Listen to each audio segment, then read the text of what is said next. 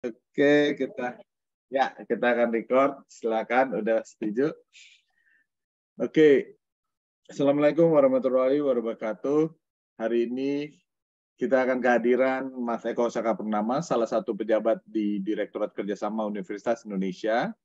Saya sendiri adalah Haswin Hadi Sumarto, yang kebetulan sedang menjadi dosen di Fakultas Ekonomi Universitas Indonesia. Selamat datang, Mas Eko. Gimana kabarnya? Oke, baik-baik. Assalamualaikum warahmatullahi wabarakatuh. Selamat sore semuanya. Ya. Sore, Mas Austin. Yes, ya, oke. Mari kita lanjutkan dengan acara hari ini. Kita langsung saja. Jadi akan membicarakan mengenai permasalahan tantangan dalam organisasi yang dikelola oleh Mas Eko ini dalam bidang kerjasama, serta kemudian inovasi-inovasi yang dilakukan baru-baru ini. Sejak Mas Eko ini menjabat sejak tahun 2020, ya kalau nggak salah ya, atau 2019 Mas Eko? Ya, betul. 2020. 2020. Dan ternyata dalam waktu 2 tahun ini telah berhasil melakukan berbagai inovasi, tidak terasa. Mari kita dengarkan bersama. Bagaimana pengalaman Mas Eko menjabat dan apa saja tantangannya? Silakan Mas Eko. Ya, baik. Terima kasih, Mas Aswin ya. Yes. Jadi saya saat ini sedang diberikan tugas tambahan di Direktorat Kerjasama UI. Jadi bagaimana kita mengelola kerjasama-kerjasama di level universitas, terutama untuk kerjasama dengan mitra pemerintahan dan juga mitra perguruan tinggi, baik di lokal maupun di level global. Seperti itu. Jadi di level lokal dan level global. Menarik sekali nih. Jadi tantangan apa yang terbesar yang dihadapi Mas Eko ketika memimpin perusahaan, bukan perusahaan sih, organisasi ini ya. Organisasi ini pada masa pandemi dan seterusnya, mungkin bisa di-sharing apa saja. Ya, terkait dengan proses organisasi, memang kita harus melihat terlebih dahulu fundamental, yaitu mindset dari level atasan sampai level dengan yang ada staf dalam unit kerja tersebut. Apakah mereka sudah cukup siap untuk diajak berinovasi atau perlu semacam bimbingan, coaching, ataupun juga sharing-sharing terkait apa urgensi. Kenapa kita organisasi harus melakukan inovasi, melakukan terobosan-terobosan, tidak hanya bau ya, atau business as usual, seperti itu. Karena saya masuk di tahun 2020, which is waktu itu saat COVID, dan itu mengakselerasi dari proses bisnis, dari proses bagaimana kita berinteraksi, dan juga pada saat itu kita tetap dituntut untuk berkinerja tidak berubah dari era sebelum pandemi, seperti itu. Maka mau nggak mau, suka tidak suka, bagaimana kita harus mengubah pola kerja, mengubah cara kerja, agar meskipun di era pandemi itu sendiri, kinerja-kinerja tersebut tetap tercapai. Seperti itu mungkin Pak Asli. Ya. Jadi pada waktu tantangannya adalah mencapai kinerja. Ya, itu faktor-faktor apa yang menentukan agar kinerja tersebut tercapai? Itu mungkin bisa dijelaskan. Ya, memang kita mencoba untuk melakukan mapping terlebih dahulu, mapping kondisi existing. Bagaimana dengan kapasitas SDM yang dimiliki, bagaimana dengan proses atau proses bisnis ya, atau SOP yang ada, yang berlaku saat itu, dan kita coba lihat mana hal yang bisa diperbaiki dan untuk bisa mencapai kerja yang lebih streamline ya, faster, better, smarter, dan pasti cheaper, seperti itu. Itu kan fungsi urgensi dari inovasi minimal 4 itulah bisa tercapai, seperti itu. Oke. Nah, jadi dalam rangka mencapai tadi ya, faster, cheaper, better ya. Itu kemudian bagaimana Mas Ekos ini mengumpulkan tim Smarter yang satu beragam? lagi. Ya, apa lagi? Ya, satu lagi. Tadi satu lagi smarter. Oh, smarter. Faster, Betul. better, cheaper, smarter. Ya. Oke. Faster, Nah, better, cheaper, smarter. Bisa? Oke, ulang lagi. Faster, better, kemudian apa lagi? Dua lagi? cheaper, Cheaper. bagaimana proses lebih murah, Murah, dan betul. smarter, Dan lebih smarter. smart lah. Bekerja lebih smart. Oke. Lebih smart ya. Nah, menarik sekali dengan Ya. 4 faktor tersebut. Bagaimana Mas Ekos mengelola tim yang beragam dalam organisasi. Jadi kalau yang di cara lama kita tahu bahwa mereka fokus pada judul jabatan, jalur pelaporan seperti yang dikatakan tadi SOP, dan deskripsi pekerjaan yang pasti tidak lincah dan cepat ya, jadi belum smarter tadi dalam beradaptasi. Bagaimana Anda punya cara untuk mengatasi hal tersebut? Apa yang Anda lakukan pertama kali? Itu mungkin langkah-langkahnya akan menarik sekali untuk diketahui. Oke. Ada 3 hal yang waktu itu saya lakukan. Yang pertama adalah kita mencoba untuk berdialog secara one-on-one, apa sebenarnya yang dikerjakan oleh staff. Satu. Yang kedua juga kita mencoba untuk memberikan pengertian bahwa tugas fungsi Direktorat Kerjasama itu sudah berbeda dari sebelumnya. Sehingga ya diperlukan personil-personil yang memang bisa lintas bidang ya, lintas pekerjaan, tidak hanya silo, istilahnya begini. Di setiap subdirektorat itu dia harus saling membackup. Karena sejatinya adalah setiap kerjasama dengan pihak mitra agak sulit untuk, oke, ini hanya kerjasama bisnis, ini hanya kerjasama dengan pemerintah, karena balik lagi dengan konsep triple helix, pentahelix dan sebagainya semua menjadi suatu kesatuan. Seperti itu. Nah, makanya itu diberikan pemahaman kita harus saling mendukung dan jangan terfokus kepada fungsi yang sesuai dengan di subdirektoratnya seperti itu. Jadi yang pertama tadi melakukan dialog. Yang kedua memberikan pemahaman. Yang ketiga diberikan juga mengenai ketika si karyawan itu bisa melakukan pekerjaan dengan berbagai hal, maka itu akan menjadi benefit buat dia sendiri. Dia akan menjadi lebih memiliki kemampuan untuk menyelesaikan berbagai masalah, memiliki kemampuan untuk connecting with the people ya, connecting dengan berbagai mitra, tidak hanya specialize dengan kampus-kampus, tidak hanya specialize dengan kementerian atau pemerintah daerah, tapi juga yang karakteristiknya misalnya dengan sektor privat, BUMN, perusahaan dan sebagainya. Nah, dari situ pada akhirnya kita bisa lebih memobilisasi ya staff untuk bisa lebih agile, tidak hanya terfokus kepada tugas dan pokok dia gitu, yang akan menyebabkan silo mentality, lo gue sebodoh amat gitu kan. Jadi itu mungkin awal yang dilakukan di Direktorat Kerjasama. Oke, jadi jelas sekali bahwa di sini terjadi shifting ya antara struktur perusahaan yang kaku tersebut bermuara pada arahan pimpinan sampai sekarang bergeser menjadi bermuara pada arah pekerjaan yang diterima dan harus diselesaikan. Nah, tantangan apa yang pada waktu dari kiri ke kanan ini istilahnya yang paling besar sehingga teman-teman di praktisi juga bisa memperhatikan yang membuat semuanya ini menjadi lambat bergerak? Kira-kira apa Mas Eko? Silakan. Ya. Pertama, memang tantangannya adalah change mindset terlebih dahulu. Pola pikir. Mindset dalam bekerja yang ini yang harus diubah terlebih dahulu. Seperti itu. Ketika kita, saya seringkali mencoba untuk menyentuh aspek spiritual. Jadi ditanya hal yang paling simpel. kalian bekerja untuk apa sih, gitu kan?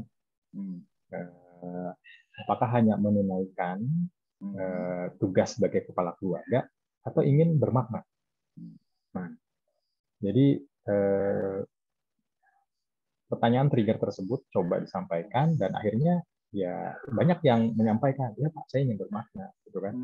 Saya ingin memberikan yang lebih untuk alma mater. Nah, kalau seperti itu ya udah, ayo kita bareng-bareng. Yang kedua mungkin memposisikan kita bukan sebagai atasan. Jadi kita sama-sama sebagai insan yang pembelajar, sama-sama mendukung, sehingga mereka juga, oh oke, kita ternyata satu level nih, ternyata tidak ada boundaries, karena antitesis dari inovasi itu adalah boundaryless. Jadi once terjadi suatu hierarki, once terjadi suatu boundaries, inovasi itu nggak akan muncul dalam organisasi. Karena staff akan takut, gue takut nih sama atasan, gitu kan.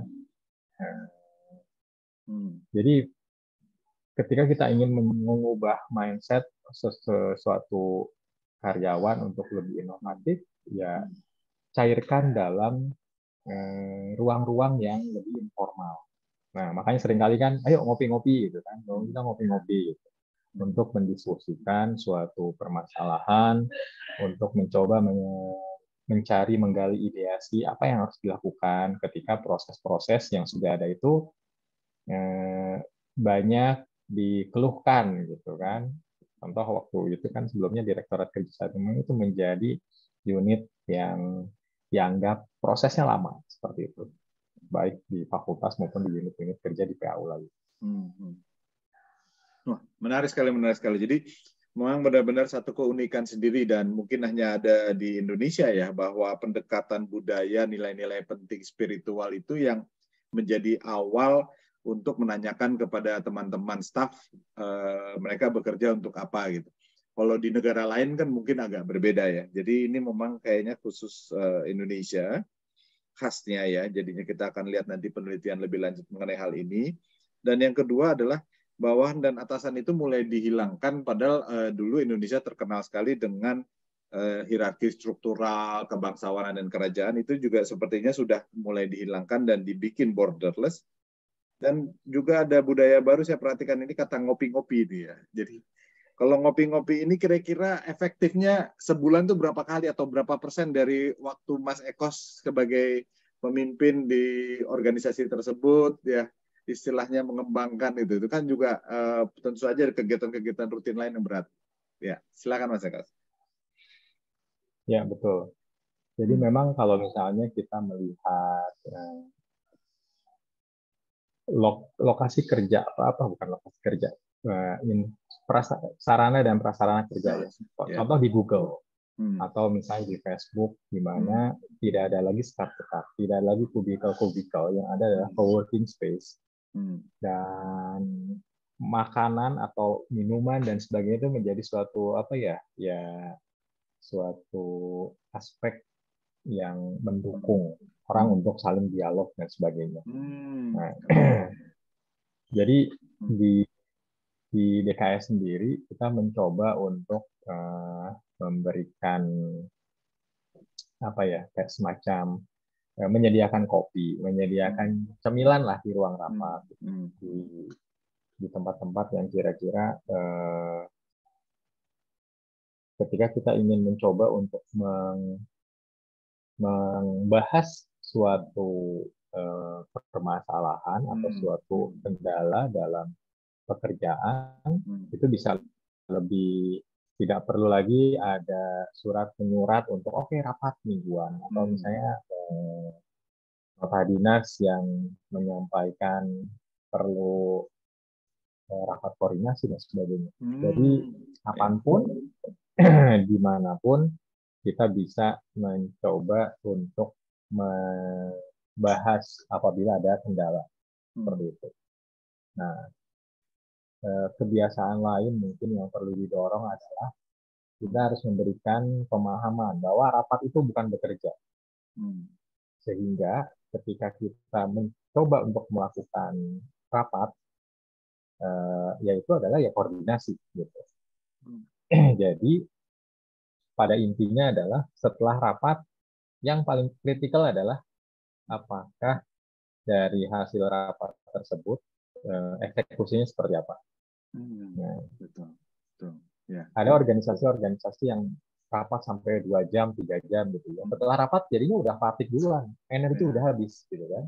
Betul. Nah, sehingga justru ya udah eksekusinya akan lambat dan pada akhirnya kita tidak fokus lagi terhadap permasalahan yang harus diselesaikan saat itu juga.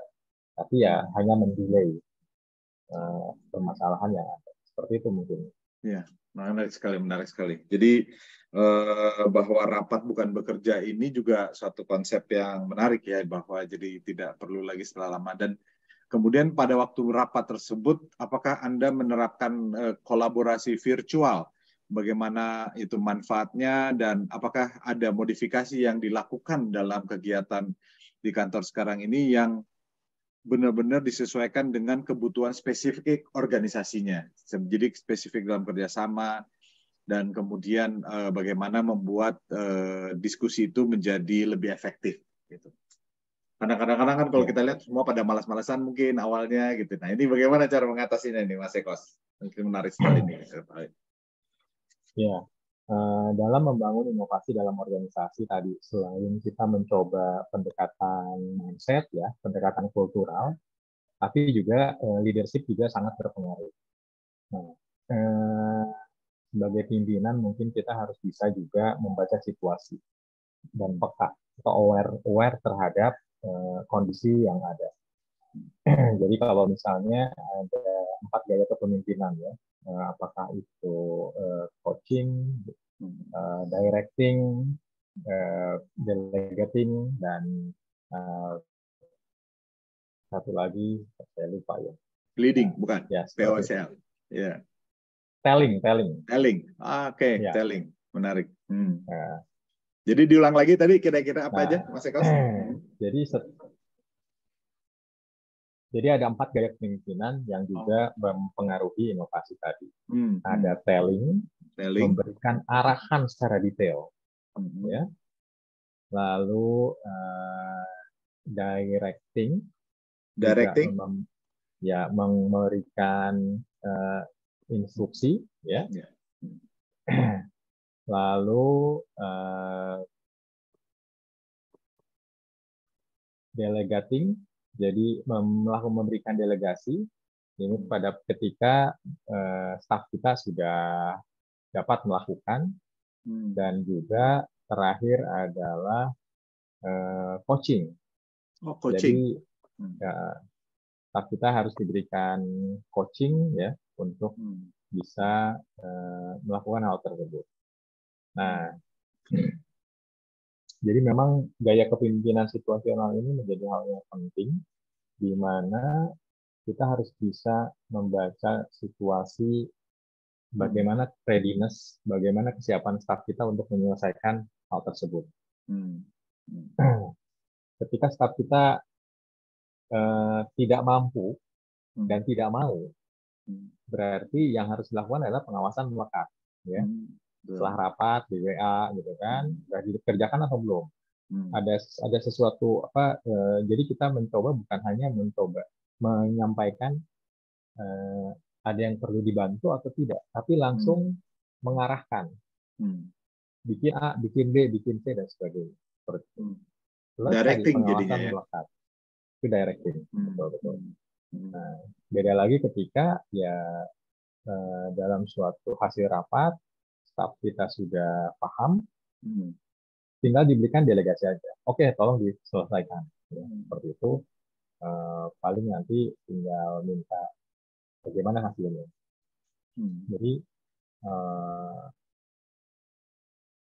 gaya kepemimpinan situasi, leadership, situational leadership ini memang menjadi hal yang penting untuk mendukung, karena tadi bisa jadi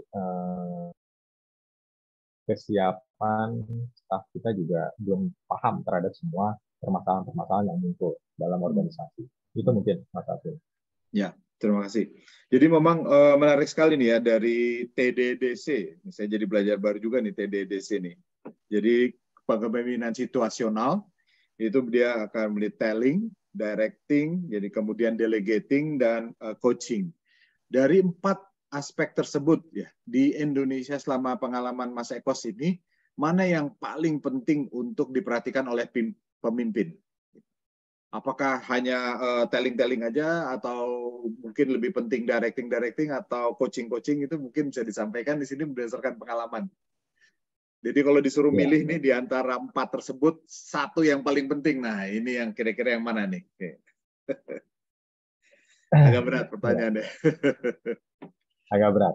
Ya, Jadi tapi ini pengalaman mungkin dulu waktu saya kerja di majalah Tempo. Itu cukup lama ya, sebelum di karakteristik waktu saya bekerja di Tempo. Pemahaman saya, pengamatan saya gitu. Cara kerja reporter, cara kerja wartawan, itu mereka diberikan full otorisasi oleh pemimpin redaksi. Berarti si pemimpin redaksi adalah melakukan delegasi. Jadi dia tidak mengecek dia udah ada di kantor atau belum. Dia ngerjain apa saja.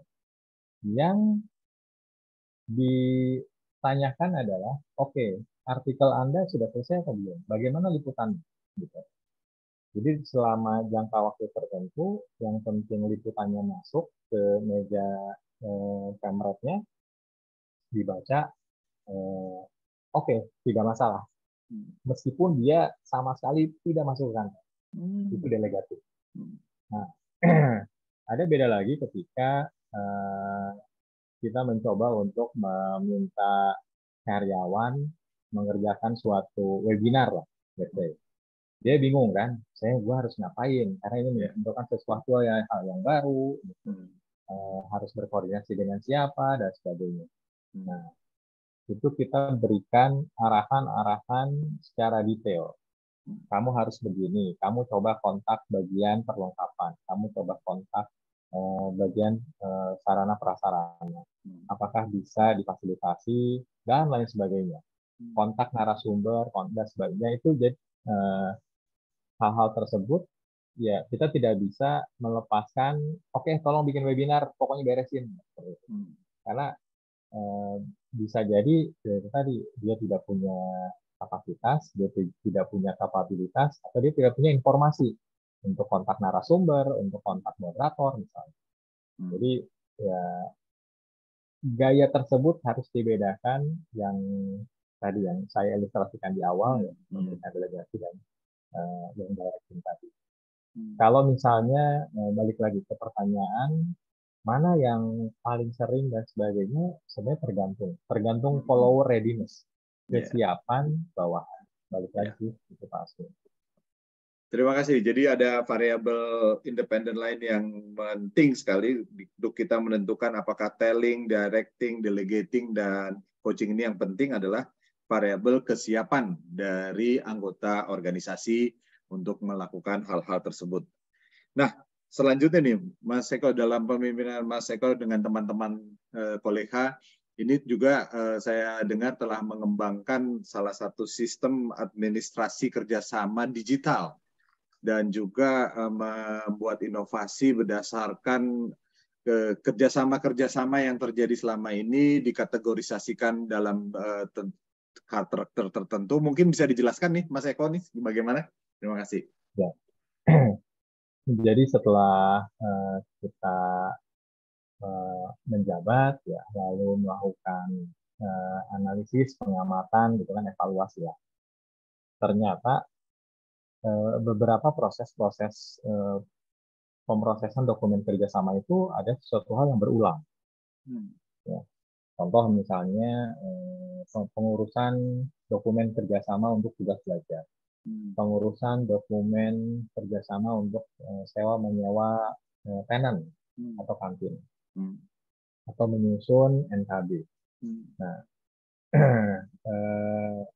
hal-hal ini yang mungkin setelah dicoba dilakukan analisis ya, ternyata dari aspek resiko juga itu dispute-nya atau kejadian terjadinya dispute tadi ya dengan pihak mitra itu ternyata zero cases. Apa artinya? Kemudian kita di DKS berusaha untuk merumuskan pedoman kerjasama berbasis risiko. Ada yang risiko rendah, ada yang risiko menengah, dan risiko tinggi.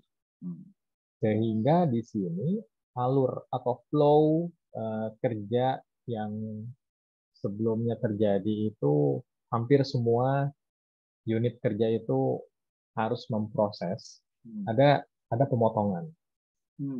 Karena pada prinsipnya adalah semakin banyak birokrasi, semakin banyak otak gitu, semakin banyak unit kerja yang harus dilakukan, maka terjadi ya proses birokratisasi itu sendiri yang menyebabkan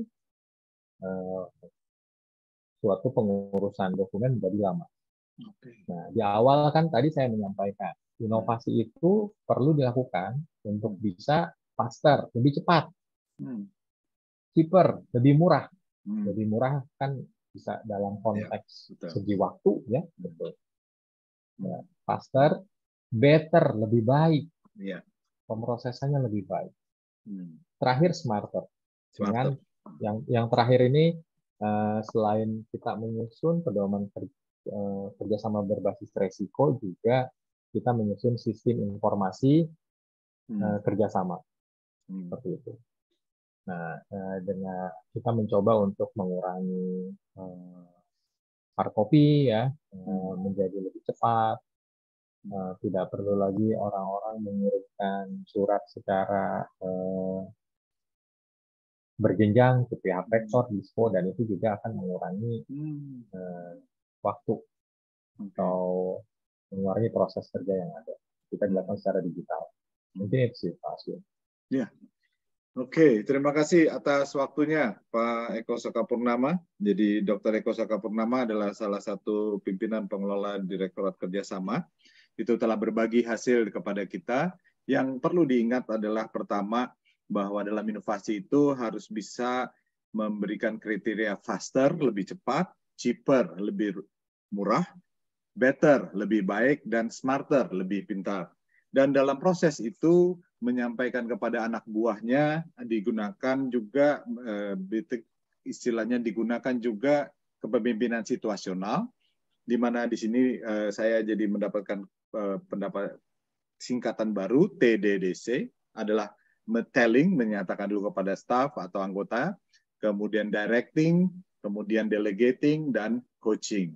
Nah, mana yang lebih penting tergantung dari variabel kesiapan para anggotanya. Demikian kepada Pak Eko Sakapurnama kami ucapkan selamat. Terima kasih banyak Pak atas waktunya. Terima kasih, sama-sama. Sukses terus, Mas Aswin. Ya, sama-sama, sampai jumpa lagi kita. Mari ke saringan sampai ini. Ketemu lagi. Iya, sampai ketemu lagi. Assalamualaikum warahmatullahi wabarakatuh. Waalaikumsalam warahmatullahi wabarakatuh. Oke, cut. Saya cut dulu. Wah, keren Mas Eko. Mantap. Kita stop dulu. Stop.